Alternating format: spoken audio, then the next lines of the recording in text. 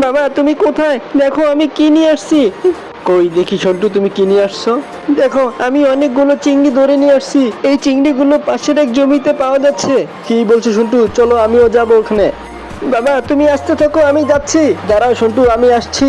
বাবা এই জমিতে এই মাছগুলো পাওয়া যাচ্ছে। চলো খোঁজা শুরু করি, দেখি পাওয়া যায় কিনা। হ্যাঁ এই যে একটা পেয়েছি, তোমার জন্য সুন্দর একটা রেসিপি বানাবো।